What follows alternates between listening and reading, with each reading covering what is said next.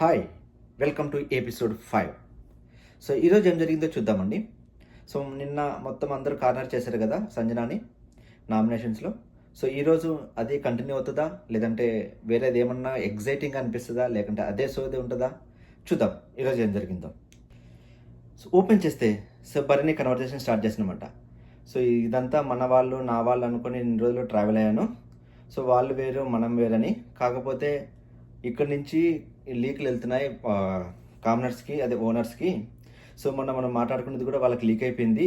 ఎవరో మనలోనే మోలున్నాడు, ఎవరో వెన్నుపోటు పొడుస్తున్నాడు, లేకంటే మనం ఎవరు చెప్పకపోతే వాళ్ళకి ఎలా తెలుస్తుంది అని బరిని కన్వర్జేషన్ స్టార్ట్ చేశాడు.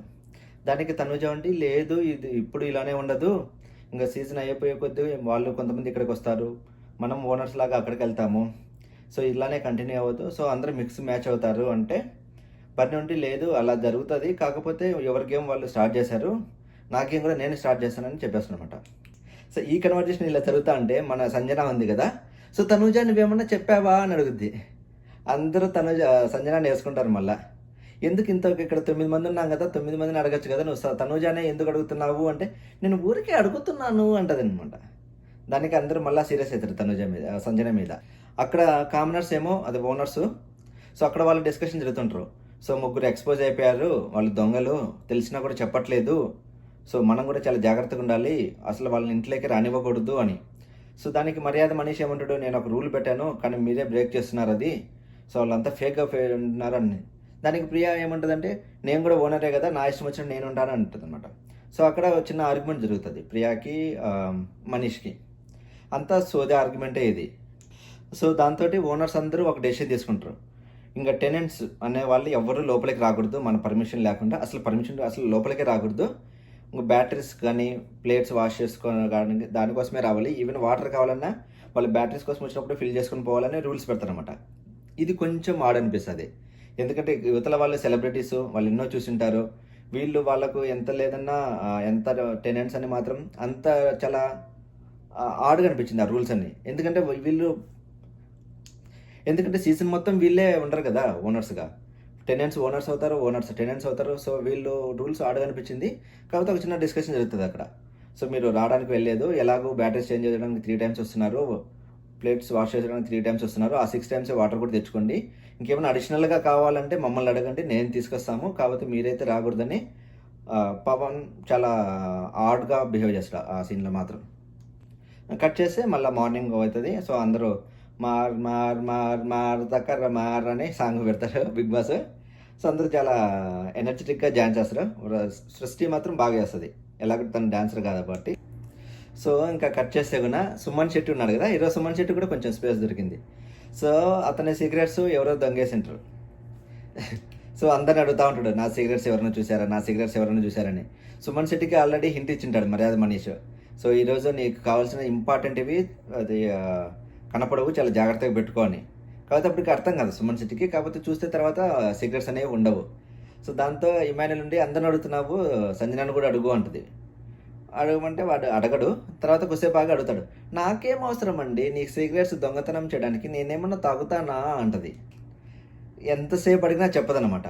తర్వాత అందరు వెళ్ళిపోయిన తర్వాత కెమెరా దగ్గరికి వచ్చి నేనే తీశాను బిగ్ బాస్, అతను ఎక్కువ సిగరెట్స్ తాగుతున్నాడు, హెల్త్ పాడవుతుంది, అందుకని నేనే తీశాను అని ఆడొక పుల్ల పెట్టి పోద్దనమాట. అది ఇంకా ఎవరికి తెలియదు. సో కట్ చేస్తే మళ్ళీ ఎమ్ఐనేలో ఏదో ఆడవాళ్ళ వేషం వేసుకొని జస్ట్ కామెడీ ట్రై చేయడానికి చూస్తాడు, అంతకు పండదు, కాకపోతే ఓకే అనిపిస్తుంది. సో సంజన ఎమ్ఐని రెడీ చేయడం, దానికి పూలు పెట్టడము జస్ట్ ఒక ఫన్ లాగా అనిపిస్తుంది, మరీ ఎక్కువ కామెడీ రాదు, ఓకే నార్మల్గా అనిపించింది. సో దాని తర్వాత సంజనానే కన్ఫెషన్ రూమ్ పిలుస్తాడు బిగ్ బాస్. కన్ఫెషన్ రూమ్కి నన్ను ఎందుకు పిలిచాడు అనుకుంటా పోతుంది. సో పిలిచిన తర్వాత నువ్వు బాగున్నావా అంటే కొన్ని క్వశ్చన్స్ అడిగినాక, బేసిక్ క్వశ్చన్స్. తనకి ఒక సూపర్ పవర్ ఇస్తున్నమాట బిగ్ బాస్. సో నేను ఒక సూపర్ పవర్ ఇస్తున్నాను, ఈసారి కెప్టెన్ టాస్క్లో ఎవరెవరు ఉండాలి అనేది నువ్వే డిసైడ్ చేయని ఒక టాస్క్ ఇస్తాడు. సో దానికి సంజన ఆలోచించి 5 పేర్లు చెప్తుంది. సో అది చెప్పే ముందు బిగ్ బాస్ నేను కూడా ఉండొచ్చా లేకుంటే వేరే వాళ్ళని నామినేట్ చేయాలని అడిగితే నువ్వు నీ ఇష్టము అది అంటనమాట. సో సంజనాని ఫస్ట్ తను నామినేట్ చేసుకొని తర్వాత టెనెంట్స్లో ఇద్దరిని, ఓనర్స్లో ఇద్దరిని సెలెక్ట్ చేసుకుంటారు అనమాట. సో టెనెంట్స్లో ఇమాన్యుల్, సృష్టి తీసుకుంటుంది. తర్వాత ఓనర్స్లో డేమన్ పవన్, హరీష్, వీళ్ళ 5గురిని సెలెక్ట్ చేసుకుంటుంది. ఎందుకంటే సృష్టిని ఎందుకు తీసుకుంటుంది అంటే మిగతా లేడీస్ని తీసుకుంటే తన కాంపిటీషన్ వస్తుందని చెప్పేసి చాలా ప్లాన్డ్గా తీసుకుంటుంది అనమాట. అది మాత్రం సంజనాని ఒప్పుకోవాలి. సో ఇది అందరికీ చెప్తానమాట తన డెసిషన్. నాకు ఒక సూపర్ పవర్ ఇచ్చాడు బిగ్ బాస్, 5 మందిని సెలెక్ట్ చేసుకోమన్నాడు. సో నేను నాతో కాకుండా మిగతా 4గురిని సెలెక్ట్ చేసుకుని వాళ్ళందరి పేర్లు చెప్తానమాట. దానికి మిగతా టీమ్మేట్స్ అందరూ వాళ్ళని ఎందుకు సెలెక్ట్ చేసుకున్నావు, మిగతా వాళ్ళని మేమెందుకు కాదు. వాళ్ళ రీజన్ ఏంటంటే సంజన మరి తిక్కదో తెలియదు, ఎర్రిదో తెలియదు, నాకు వాళ్ళు క్లోజ్ కాబట్టి వాళ్ళని సెలెక్ట్ చేసుకున్నాను అంటుంది అనమాట. సో దాంతో వీళ్ళు పవన్ ఉన్నారు కదా, వేరే వేరే వాళ్ళందరూ, సో అది కాదు రీజను, వాళ్ళే కెప్టెన్సీకి అర్హులను నువ్వు ఎలా నిర్ణయిస్తావు అంటుందన్నమాట. దానికి ఇది సూపర్ లాజిక్ చెప్తారు సంజన. సో ఇన్ని కోట్ల మంది మన 15 మందే వచ్చాం కదా, సో మనం ఉంది కాబట్టే, ఆ టాలెంట్ ఉంది కాబట్టే, అర్హులం కాబట్టే ఇక్కడికి వచ్చాము. సో అందుకే నేను వీళ్ళని సెలెక్ట్ చేసుకున్నాను అని చెప్తానమాట. దానికి ఈ ప్రియా, ఈ శ్రీజ, ఈ పవన్ వీళ్ళందరూ బాగా కొంచెం హట్ అవుతారు మమ్మల్ని సెలెక్ట్ చేయలేదు అని. కాబట్టి సంజన కేర్ కూడా చేయదు, నాకు ఆప్షన్ ఇచ్చాడు, నేను ఈ 5 మందిని సెలెక్ట్ చేశాను అని. ఇంకా తర్వాత టీం అందరూ ఇంకా యాక్సెప్ట్ చేస్తున్నమాట, ఓకే ఓకే వీ అప్రిషియేటివ్ అని.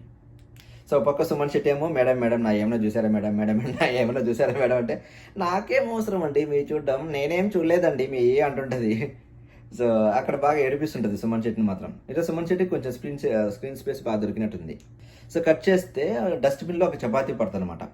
సో దానికి టెనెంట్స్ బాగా ఫీల్ అవుతారు.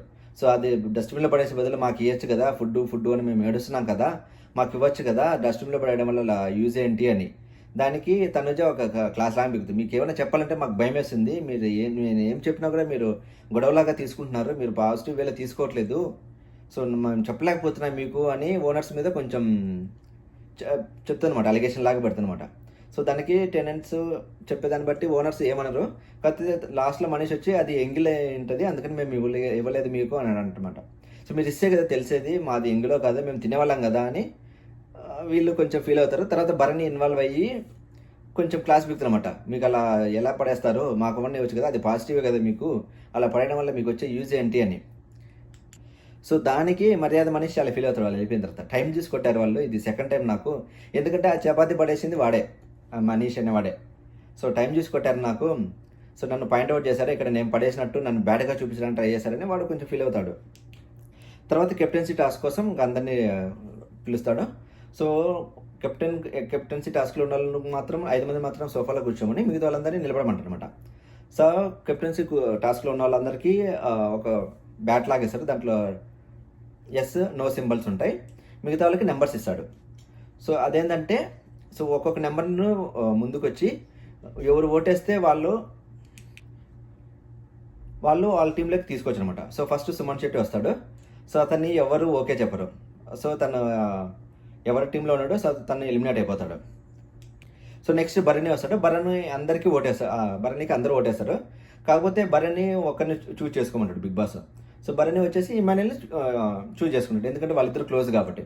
భరణిని ఎందుకు సెలెక్ట్ చేశారంటే అందరూ, ఎందుకంటే భరణి గేమ్స్ బాగా ఆడతాడు, ఫిట్గా ఉన్నాడు. సో అందుకని మేబీ అందువల్ల వాళ్ళు సెలెక్ట్ చేసినట్టున్నారు భరణిని, ఎందుకంటే సుమన్ శెట్టిని అంతకుముందు సెలెక్ట్ చేయలేదు. సో నెక్స్ట్ తనుజ వస్తుంది. తనుజని కూడా ఎవరు సెలెక్ట్ చేయరు, పాపం తను ఫీల్ అవుతుంది, కాకపోతే ఎవరు సెలెక్ట్ చేయరు తను కూడా. నెక్స్ట్ రాము వస్తాడు. రాముకి మనీష్ సృష్టి సపోర్ట్ చేస్తారు. సో రాము వచ్చేసి సృష్టిని సెలెక్ట్ చేసుకుంటాడు. సో ఇప్పుడు వాళ్ళిద్దరూ ఒక టీం లాగా ఫామ్ అవుతారు. నెక్స్ట్ శ్రీజ వస్తుంది. శ్రీజని హరీష్, సంజన అందరూ సెలెక్ట్ చేసుకుంటారు, కాకపోతే శ్రీజ వచ్చేసి సంజన సెలెక్ట్ చేసుకుంటుంది. సో ఇప్పుడు వీళ్ళిద్దరూ ఒక టీం లాగా ఫామ్ అవుతారు. సో నెక్స్ట్ ప్రియా వస్తుంది. ప్రియాకి డేమన్ పవన్ థమ్స్అప్ చూపిస్తాడు. సో ఇప్పుడు వాళ్ళిద్దరూ ఒక జట్లాగా అయిపోతారు. సో ఎందుకంటే తను ఒక్కడే థమ్స్అప్ చూపించాడు కాబట్టి బై డిఫాల్ట్ వాళ్ళిద్దరు ఒక టీం అయిపోతారు. సో నెక్స్ట్ కళ్యాణ్ వస్తాడు. సో కళ్యాణ్కి ఇంకా హరీష్ ఒక్కడే ఉన్నాడు కాబట్టి హరీష్ ఒక్కడే థమ్స్అప్ చూపిస్తాడు. సో వాళ్ళిద్దరూ ఒక జట్టు అయిపోతారు అనమాట. సో ఇప్పుడు టీమ్స్ అనేది ఫామ్ అయిపోయినాయి.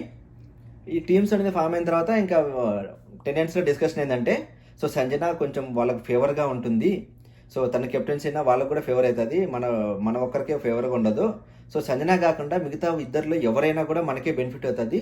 సో మనమందరం కట్టుకలిసి వీళ్ళిద్దరిలో ఒకటే కెప్టెన్ చేయాలని వీళ్ళు మాట్లాడుకుంటూ ఉంటారు. సో అక్కడ ఓనర్స్ ఏం మాట్లాడుకుంటారు, సో టెనెంట్స్ ఎట్టి పరిస్థితుల్లో కూడా విన్ అవ్వకూడదు, మనమే విన్ అవ్వాలి, మనమందరం ఒక టీం లాగా ఫామ్ అవ్వాలి. సో ఒక టీం లాగా ఫామ్ అయ్యి మనలో మనం ఎవరు విన్ అయినా కూడా ఎవరు కెప్టెన్సీ అయినా మనకి యూజ్ ఉంటుంది. సో అందుకని మనమే గెలవాలనుకుంటారు. సో ఇక్కడ క్రాస్ బిడ్ ఏంటంటే సంజన శ్రీజ. సో అప్పుడు శ్రీజ ఏంటంటే నేను మీ అందరి గురించి నాకు తెలుసు, కాకపోతే నాకు సంజన గురించి తెలియదు. సో అందుకని నేను సంజనాని సెలెక్ట్ చేసుకున్నా. సో నేను తన దగ్గర ఉంటే తన సీక్రెట్స్ అన్ని నాకు తెలుస్తాయి, తన వీక్ పాయింట్స్ నాకు తెలుస్తాయి, అందుకని నేను సంజనాని సెలెక్ట్ చేసుకున్నాను అంటది అనమాట. సో దానికి మిగతాలందరూ అప్రిషియేట్ చేస్తారు. ఓకే ఓకే పర్లేదు, ఒకవేళ సంజన గెలిచిన ఏం పర్లేదు, సో మనకు ఫేవర్గానే ఉంటుందని వాళ్ళు అలా మాట్లాడుకుంటూ ఉంటారు. సో దీనికి మర్యాద మనీష్ని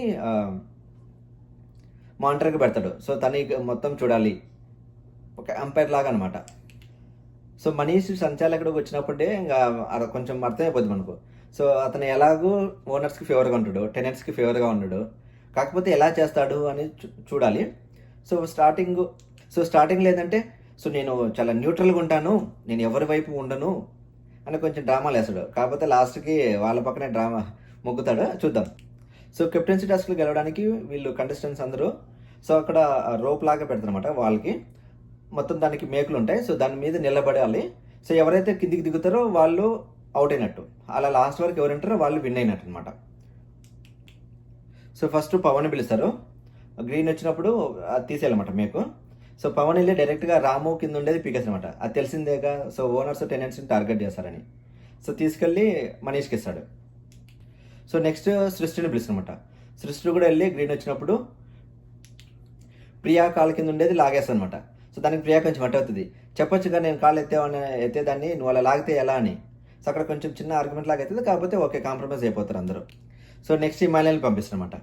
సో ఇమాన్యుయల్ ఏం వెళ్తాడు, వెళ్ళేటప్పుడు ఏమో మనీష్ చూస్తూ ఉంటాడు, ఏం అపోజ్ చేయడు. సో ఇమాన్యుయల్ వెళ్ళేటప్పుడు రెడ్ ఉంటుంది, కాకపోతే లాగిన తర్వాత గ్రీన్ పడుతుంది. మొత్తం తీసుకొని వచ్చేటప్పుడు మనీష్ అపోజ్ చేస్తాడు, మీరు గ్రీన్కి ముందే వెళ్ళారు, గ్రీన్కి ముందే తీసాడని. ఇమాన్యుయల్ ఏమో లేదన్నా నేను వెళ్ళేటప్పుడు గ్రీన్ ఉందనుకున్నాను, నువ్వు చెప్పాలి కదా నాకు అన్నాడు. కాకపోతే మనీష్ ఏమంటాడు, లేదు నువ్వు ముందే వెళ్ళి తీసావు, సో నేను మీ టీంని ఎలిమినేట్ చేస్తున్నాను టీంలో ఈ పోటీలో అనమాట. సక్రంగా చాలా పెద్ద ఆర్గ్యుమెంట్ అవుతుంది. నువ్వు ముందు చెప్పాలి కదా నాకు, నువ్వు ముందు చెప్పకుండా నువ్వు చూస్తూ ఉన్నావు అక్కడ, నువ్వు చూసి నేను వెళ్ళేటప్పుడు ఏమనుకుంటా ఇచ్చిన తర్వాత నువ్వు మళ్ళీ ఎలిమినేట్ చేస్తా, ఇది అన్ఫేర్ అని అరుస్తున్నమాట. సో దానికి మనీష్ ఉండి, లేదు నా ఇష్టం ఇది, నేను చెప్పిందే రూల్స్, ఇక్కడ నేనే సంచాలకుని, నువ్వు కావాలంటే బిగ్ బాస్కి వచ్చిన తర్వాత చెప్పుకో, నువ్వు ముందే లేవు, నువ్వు రూల్స్ ఫాలో కాలేదనమాట. దానికి మనీష్ ఇమాన్యుయల్ చాలా యాంగ్రీకి ఫీల్ అయ్యి అరుస్తున్నమాట, ఇది అన్ఫేర్ సంచాలక, అసలు వాళ్ళందరికీ ముందు చెప్పాడు, నాకు చెప్పలేదు, చెప్పాలి కదా నాకు, వెళ్ళేటప్పుడు ఆపాలి కదా, నీ డ్యూటీ అది కదా అని అరుస్తారనమాట. కాకపోతే అతని డెసిషన్ ఫైనల్ కాబట్టి ఎలిమినేట్ చేసేస్తారు. సో భరణి పాపం చాలా ఫీల్ అయ్యి కిందికి వచ్చేస్తారనమాట. సో అలా జరిగింది ఈరోజు ఎపిసోడ్. సో ఓవరాల్గా చూస్తే అండి ఈరోజు కూడా అంత ఎగ్జైటింగ్గా లేదు, కాకపోతే లాస్ట్ ఎపిసోడ్ గేమ్ వల్ల కొంచెం బాగా మూమెంట్ వచ్చింది ఎపిసోడ్లో. సో కాకపోతే ఈ ఓనర్స్ అనే వాళ్ళు చాలా బ్యాలెన్స్డ్గా, చాలా అంటే వాళ్ళు చాలా వెల్ ప్లాన్డ్గా వచ్చి ఆడుతున్నారు. ఈ టెనెంట్స్ ఏమో, ఈ సెలబ్రిటీస్ ఏమో అంత వాళ్ళల్లో యూనిటీ లేదు, కాకపోతే ఫోన్ వస్తుందేమో చూడాలి. సో ఈరోజు కూడా మెయిన్ కంటెంట్ ఏంటంటే సంజన మేడం ఉండడం వల్లే కొంచెం బిగ్ బాస్ ఎంటర్టైనింగ్గా ఉందనిపిస్తుంది, లేదంటే మరీ చాలా బోరింగ్గా ఉండేదేమో అనిపిస్తుంది. Okay, thank you all.